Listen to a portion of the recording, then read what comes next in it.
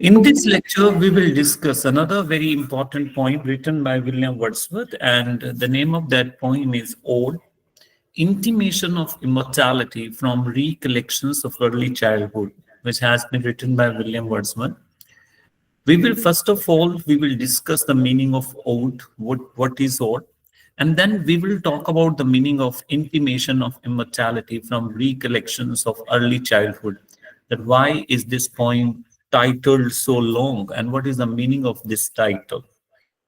First of all, we will know about ode. You must know before reading this poem or before understanding this poem, you must know what is ode. So ode is a type of poem, and ode, it started in Greek. So originally, this type of poetry started in Greek, and in Greek, ode simply meant a song. So in Greek literature, ode meant a song. Now, ode has several features. And what are the features of ode? You must know. Number one, ode has a universal theme. This is the first very important feature of an ode, that ode has a universal theme. For example, what is the theme of this poem? Intimations of immortality. What is the theme of this poem? The theme of this poem is the immortality of the soul, that the soul is immortal, the soul never dies. That is the theme of this poem. And now this is the theme which applies to the whole world. So this poem has a universal theme. So what is the first important feature of an ode? That an ode has a universal theme, as the theme of this poem is also universal. Second, what is the second feature of an ode? That an ode is always seriousness. There's no humor, there's no fun, there are no jokes at all. An ode is serious. Similarly, this poem, Ode on Intimation of Immortality, is also a serious poem. And what is the third important characteristic of an ode is that an ode is always addressed to a person or thing. For example, this ode is addressed to immortality. So an ode is always addressed to a person or thing, and this ode is addressed to immortality. And do you know who is the greatest writer of odes in English literature? The greatest writer of odes in English literature is John Keats, who belongs to the Romantic period, because John Keats, he has written a number of excellent odes, such as Ode to a Nightingale, Ode on Grecian Urn, Ode to Autumn. So he has written so wonderful, so much wonderful odes. Now you must know something about the types of odes also. So by mistake, sonnet has been written here, but here we will talk about types of odes. So in English literature or in literature, there are three types of odes. First is Pindaric ode, which is also known as regular ode. Then we have a second irregular ode, and then we have a Horatian ode. So these are three types of odes. Now, first of all, we will talk about the Pindaric ode. Actually, this ode comes from the poet Pindar. So Pindar had been a Greek writer, and it was Pindar who started this type of poetry in literature. So that's why this type of ode is titled after the name of the Greek poet Pindar, and that's why it is also known as Pindaric ode. Now, this ode is also known as regular ode. Why it is called regular ode? Because there is a proper system of writing this ode. Because this ode consists of a group of three stanzas called triad. So in this type of ode, there's a pattern of three stanzas. And those three stanzas, they are called a triad. Triad means three. So that collection, that group of three stanzas is called triad. And do you know in the past, odes, they were sung on the stage while dancing. They were accompanied by dancing. And that's why there are three stanzas in this type of ode. The first stanza is called strophe, And the first stanza was sung moving to the left, dancing to the left. And that's why first stanza was called strophe, and it corresponded to the movement of the dancers to the left. The second stanza was called antistrophe, and this was sung while moving to the right. And the third stanza was called epode, and it was sung while standing still. Now you must have the knowledge of this type of words, because in most of the competitive exams after passing post graduations, there are questions on ode. There are questions: what are the characteristics of ode, how many types of odes are there, and if anybody goes for net exam, so many times questions come in the net exam, that what is strophe, what is antistrophe, what is epode. So you must know in detail about ode. Now so many English writer, they also wrote ode. John Dryden, who belongs to the Restoration period, means from 1660 to 1700, he has written an excellent Pindari ode, and the name of that ode is Alexander Feast. So this is the first type of ode, Pindari ode, which is also known as regular ode, because there's a fixed pattern of writing this type of ode, and this type of ode is written in 3 stanzas. Next type of ode is Horatian ode. Now, again, this ode is named after the name of the Roman poet, Horace. Horace had been the Roman poet, and after the name of the Roman poet, this ode is called Horatian ode. So now what is the difference between Pindari ode and Horatian ode? The first difference is that Horatian ode is written in single form, whereas there were 3 different stanzic forms in Pindari ode. And in Horatian ode, there's a single stanzic form. It is written in single stanza. And what is the second difference between Pindaric and the Horatian ode? The second difference is that Horatian ode is shorter than Pindaric ode. Now, Keats, you know that John Keats has written a number of odes. So John Keats has written an excellent ode, Ode to Autumn, which is a wonderful example of Horatian ode. Now, you must know about the third type of ode also, which is known as irregular ode. So from the name, you can guess, you can judge, you can interpret, you can understand the meaning of this type of ode. Why is it called irregular ode? Because in this type of ode, the number of stanzas is not fixed. Even the lines in each and every stanza are not fixed. So nothing is fixed. And this type of ode, irregular ode, it was started by Abraham Cowley. Now, who is Abraham Cowley? Abraham Cowley is the last metaphysical poet, and he belongs to the mid of the 17th century. So it was started by Abraham Cowley. Why is it called irregular ode? Because it doesn't follow a fixed stanzic pattern. Lines keep on varying from stanzas to stanza. So there are no fixed lines in each and every stanza. And that's why the length of the lines vary from stanza, from subject and mood. For example, our ode that we are going to discuss in this lecture, Wordsworth Immortality Ode, is an irregular ode. And even John Keats' Ode on Grecian Urn, that is also an irregular ode. So that's all about ode, because you must know about ode.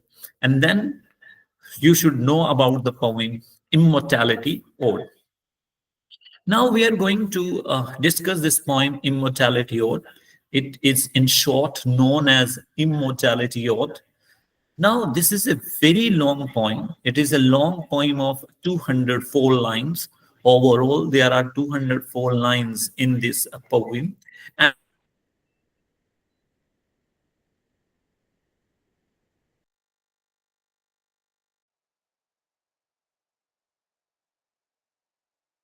And these 204 lines, they are divided into 11 stages. Now, in this poem, he presents the idea that soul is immortal. We all agree that soul is immortal, soul never dies. and this is a universal fact. And he celebrates, he presents this idea through this poem that the soul is immortal, it never dies. Only there's a change in the body, only there's a change in the form, because the soul keeps on changing the body, the form. Next, in this poem, William Wordsworth also glorifies childhood. Actually, he conveys immortality of soul through childhood experiences. So, while glorifying childhood, he presents his theme of the immortality of soul. Now, while writing this poem, William Wordsworth was greatly influenced by the metaphysical poet Henry Vaughan. Actually, Henry Vaughan, he wrote the poem Retreat. Do you know what is the meaning of retreat? Retreat means going back.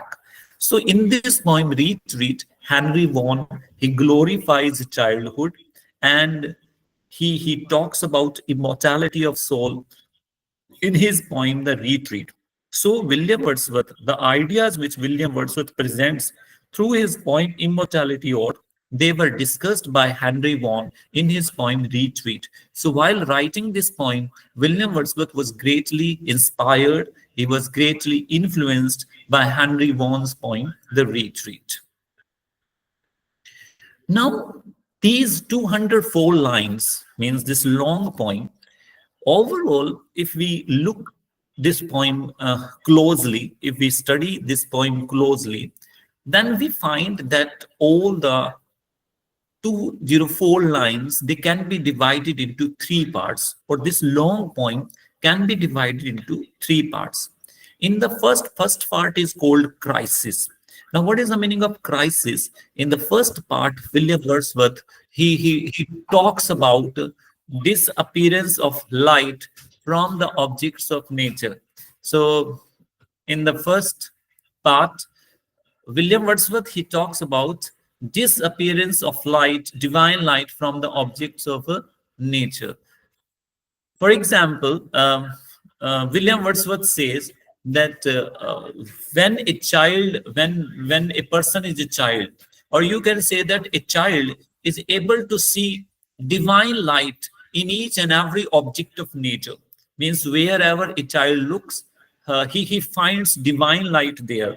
Do you know why? Because a child comes from heaven. You all know, because William Wordsworth, he believes in prenatal experiences. He believes in prenatal existence. Prenatal means the life we spent in heaven. He believes that a child comes from heaven, so he has memories of his heavenly life. And that's why when a child is born, so he's not born naked. He is born with the heavenly glory. He is born with his knowledge of heavenly life. And that's why whenever he looks at somebody or something, so he finds a divine glory there. But as a child grows up, so he starts losing that divine light in each and every object. As he comes under the influence of this word, as he grows, as he learns so many new things in this world, so he forgets his heavenly life. He forgets to find divine light in each and every object of nature. So this is the first part, which is called crisis, in which a child, in which a person stops finding divine light in each and every object of nature. So it covers up to 4 stanza. Then we have an explanation that why does a child why does the child lose finding divine light in each and every object of nature? Then William Wordsworth, he gives the reason. He gives the reason of the disappearance of divine light from earth, and this explanation is covered from stanza number 5 to 8. Then at last we have the consolation. Now at the end of stanza 8, William Wordsworth agrees that a person is not able to find divine glory, a person is not able to find divine light in each and every object of nature. He explains the reason, and towards the end of this poem, which covers from stanza number 9 to 11, William Wordsworth, he gets reconciled means he accepts this fact. He accepts the loss of the glory. So, in this way, this poem is divided into three parts. The first part consists of the crisis, the second part relates to explanation, and the third part relates to consolation or reconciliation, means the author he reconciles, he accepts the idea, he accepts the fact that now the persons or he is not able to see divine glory in each and every object of nature. Now we will discuss, first of all, we will discuss the first part, which is called crisis, means when a person is not able to find divine glory, divine light, heavenly light, celestial light in each and every object of nature. Now the poem starts with these four lines. So from these four lines, you can understand the loss of uh, divine light in each and every object of nature. Now, what does he says? There was a time when meadow, grove, and stream, the earth and every common sight, to me did seem apparelled in celestial light. There was a time when meadow, grove, and stream, the earth and every common sight, to me did seem apparelled in celestial light. What is the meaning of apparelled? Apparelled means dressed. And what is the meaning of celestial light? Heavenly light, divine light. So William Wordsworth, he starts the poem in this way. He says that there was a time when he used to find divine light in each and every object of nature, in each and every object of the earth. So he used to find divine light in meadow.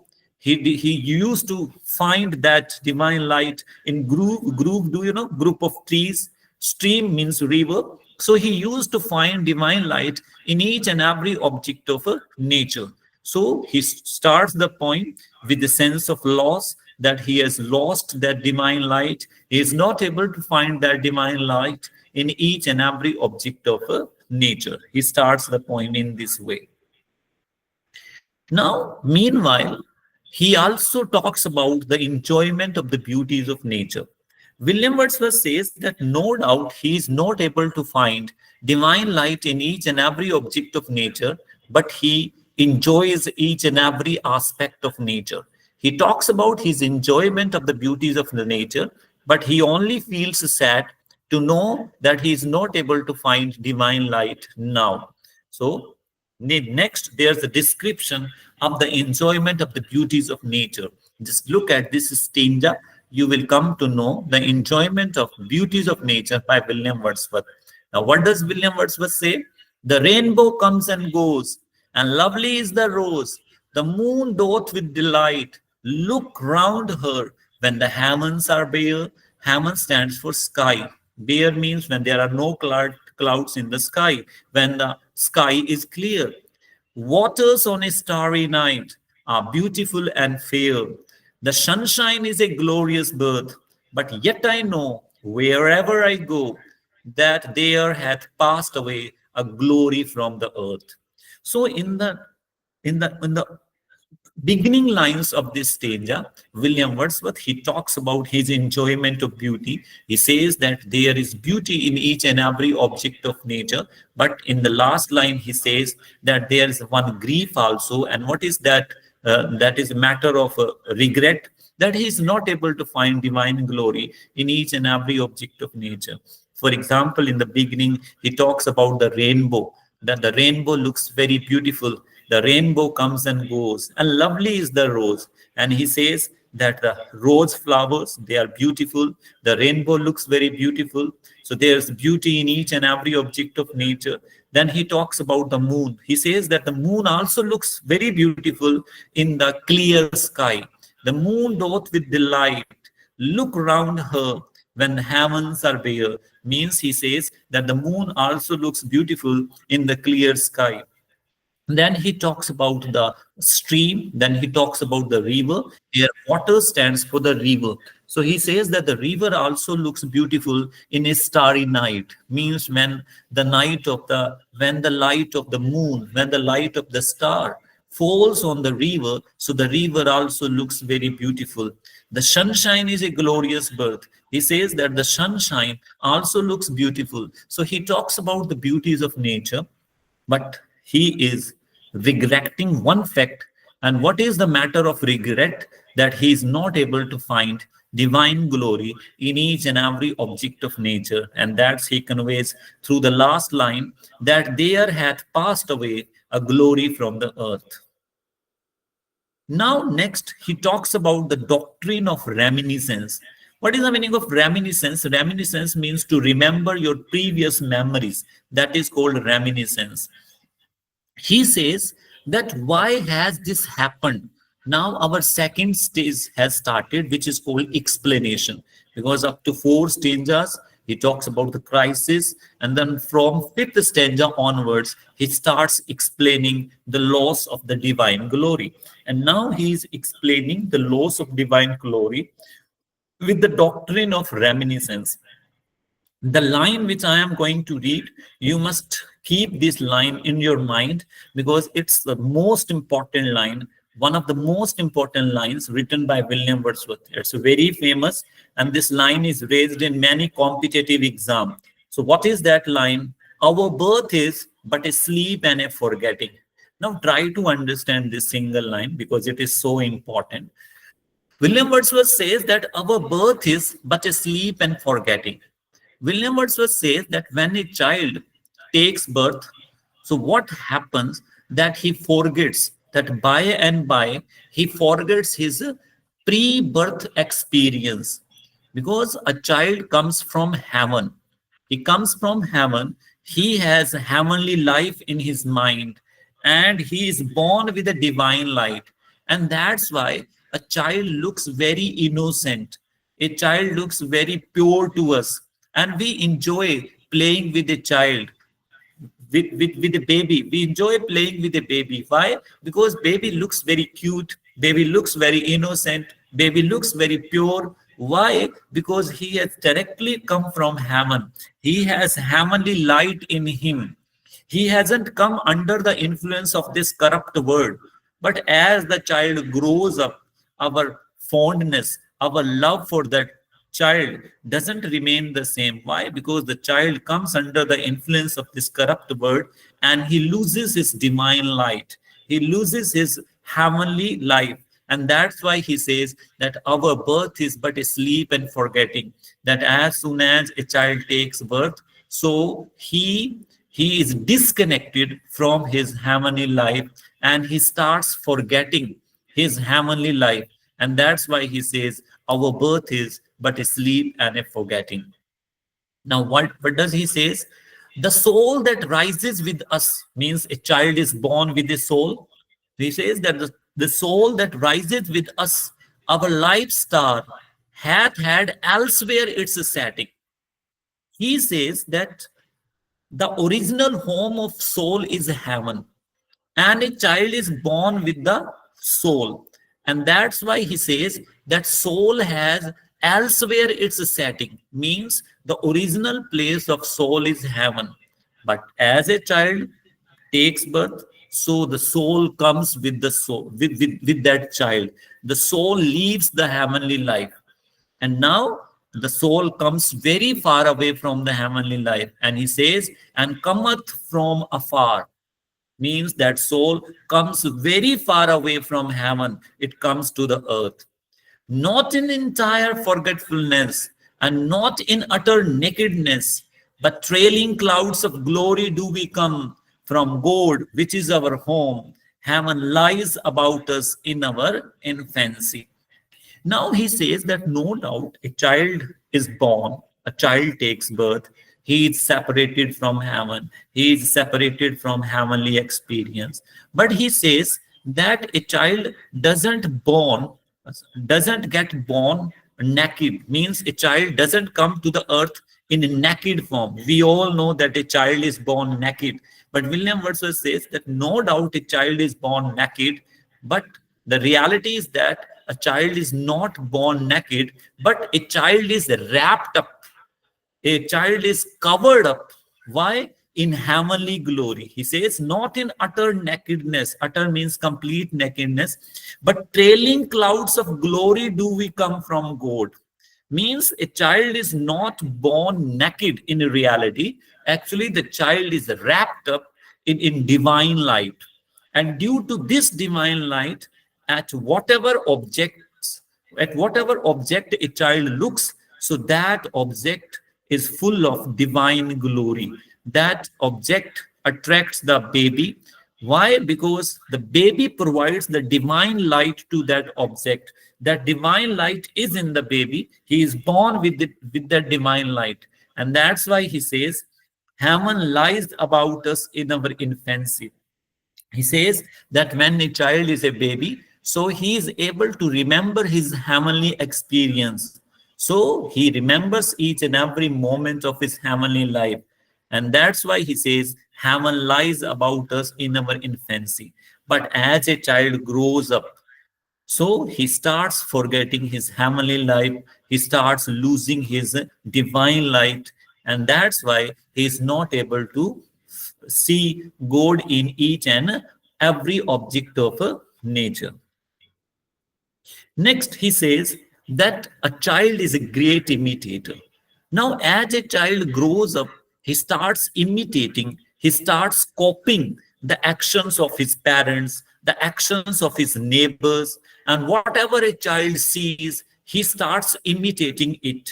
So, in this way, the child grows up. He starts learning the manners, the behavior of this world.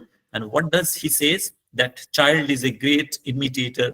William Wordsworth says, he says, shaped by himself with newly learned art, means the child starts learning new things. A wedding or a festival, a mourning or a funeral. Mourning means when we express sadness or grief on the death of a person.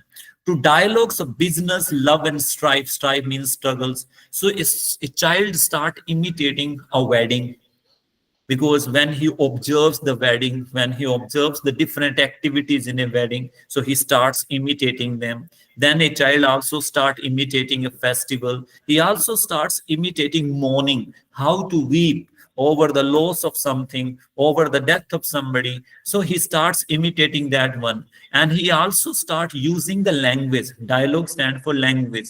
So whenever he observes a businessman talking, so he starts learning that language. He starts using that language. He also starts using the language of love and the struggle.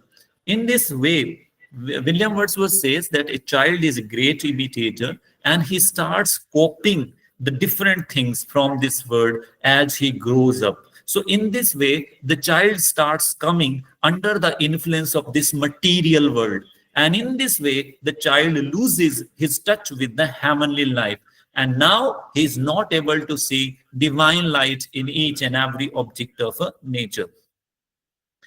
Now, again, William Wordsworth in this poem, he glorified childhood. He says that childhood is the best period in a man's life, but he glorifies childhood in some other way. Normally, whenever we talk about our childhood, we also all agree that our childhood had been the sweetest. We always remember our childhood, that we remember that in our childhood we were free, we were tension free, we were innocent, we enjoyed each and everything. So we also remember these things about our childhood. But William Wordsworth, in this point, he glorifies childhood. He praises childhood in a different manner. He doesn't glorify childhood for the pleasures we think that in childhood we were innocent, we were carefree, we were free, and we enjoyed each and every aspect of nature. William Wordsworth doesn't glorify childhood for these things. These are the common things. He glorifies childhood for one more thing. He says that a child is wiser than a man. A child is wiser than a man. Means a child has more knowledge in comparison to a man. Now, what does he say? Now he calls a child mighty prophet. Prophet, do you know?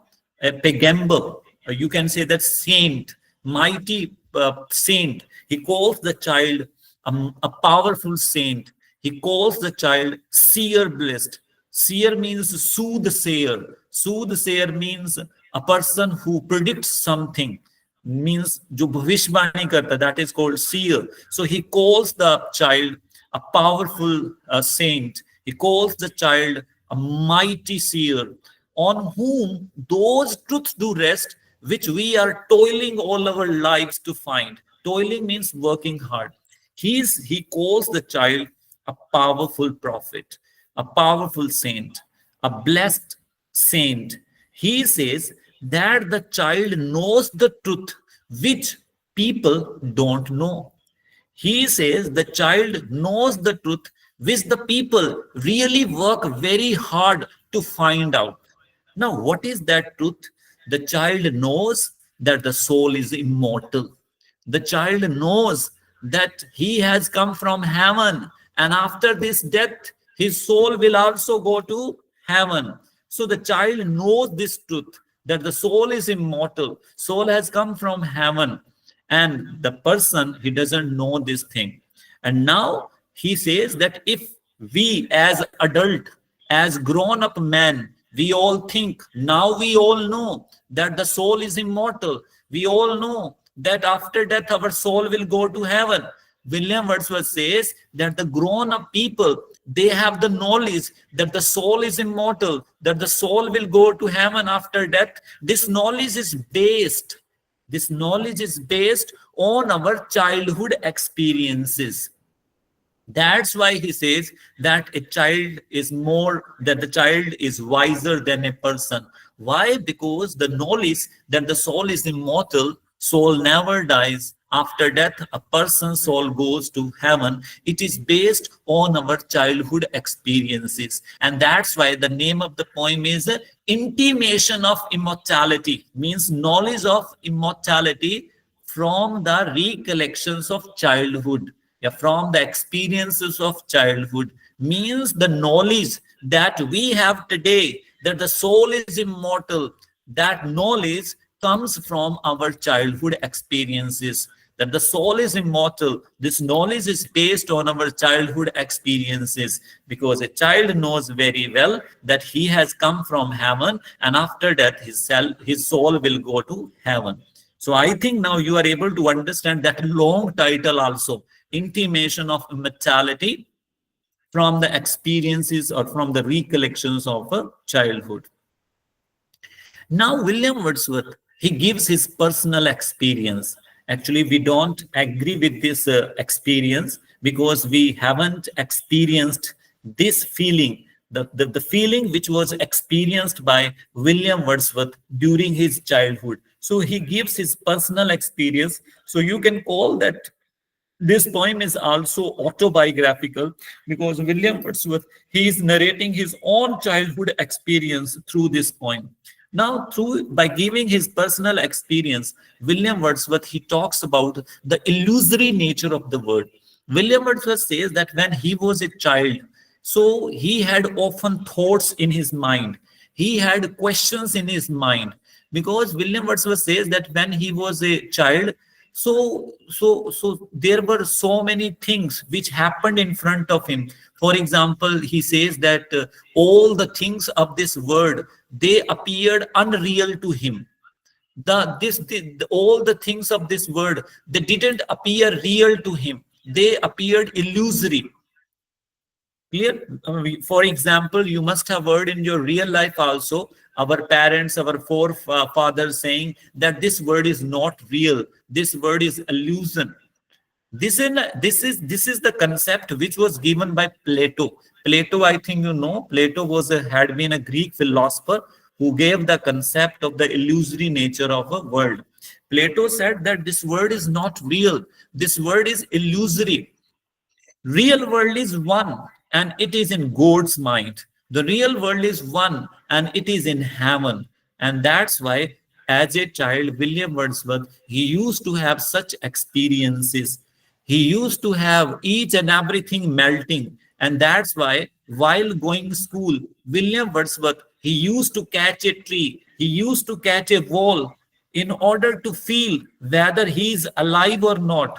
whether he is living in this world or not, because he had the feeling that each and everything is melting, each and everything is disappearing. This world is not real. And that's why, in order to feel that he is alive, he used to catch a tree, he used to catch a wall in order to feel that he is alive.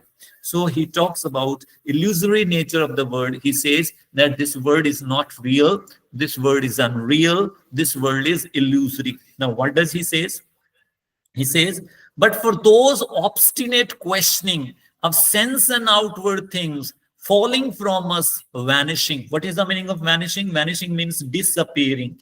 So he says that he likes the childhood. Why? Because in his childhood, he used to have questions in his mind, kind of questioning of sense and outward things, because he had a feeling that this world is not real, because each and everything in this world used to be melted.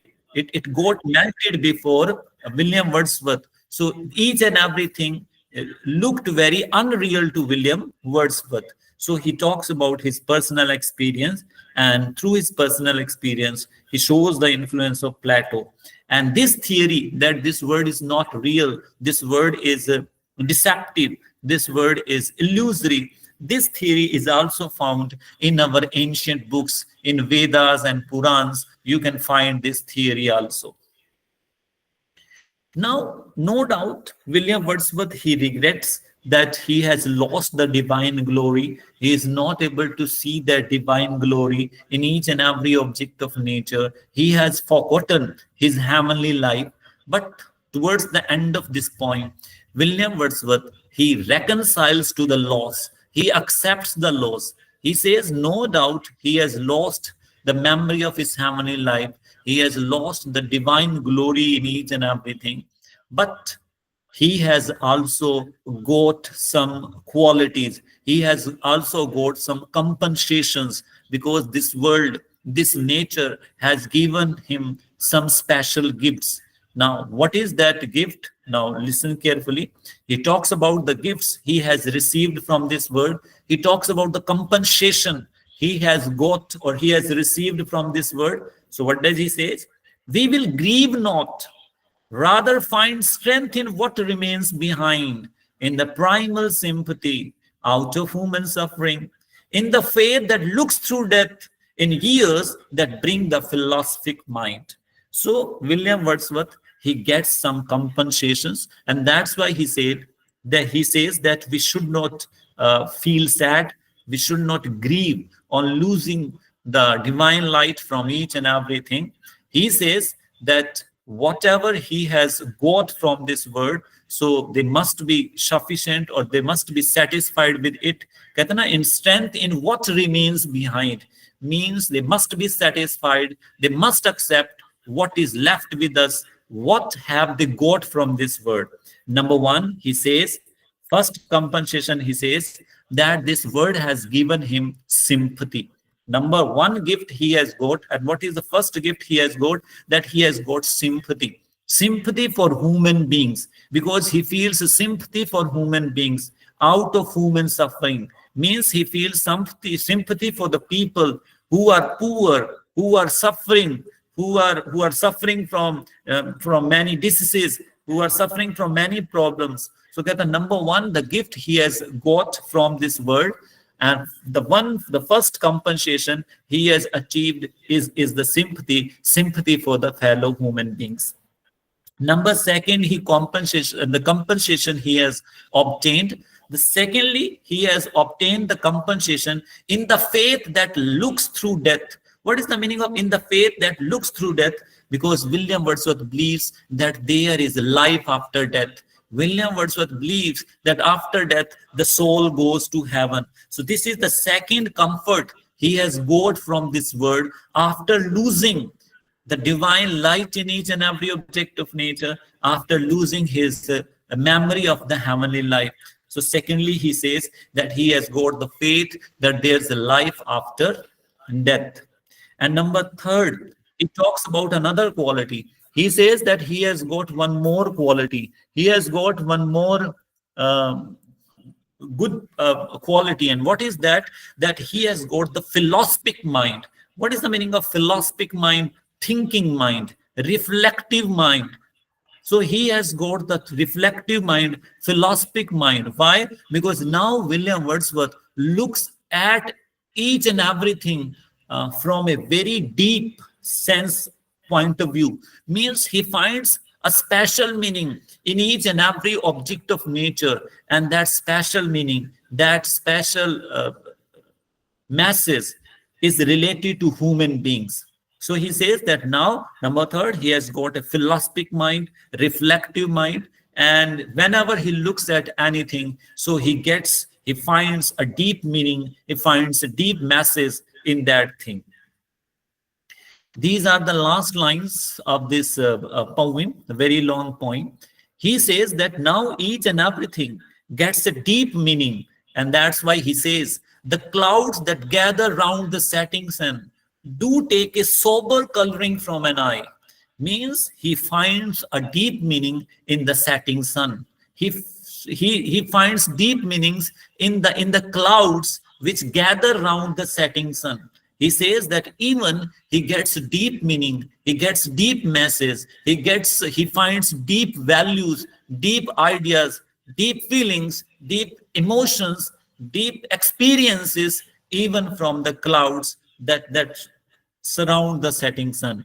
And towards the last of this poem, the last two lines are really very important. He says that he gets deep meanings even from a flower. He says that even a flower suggests to him so deep meanings that even the tears can't express. And what does he says? To be the meanest flower that blows can give thoughts that too often deep for tears. Means he says that he even gets deep ideas, deep meanings from a flower, and ideas, these thoughts, they are so deep that even tears can't express them.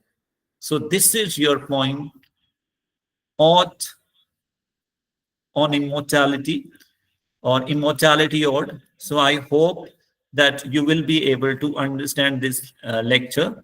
I have tried my level best to make you understand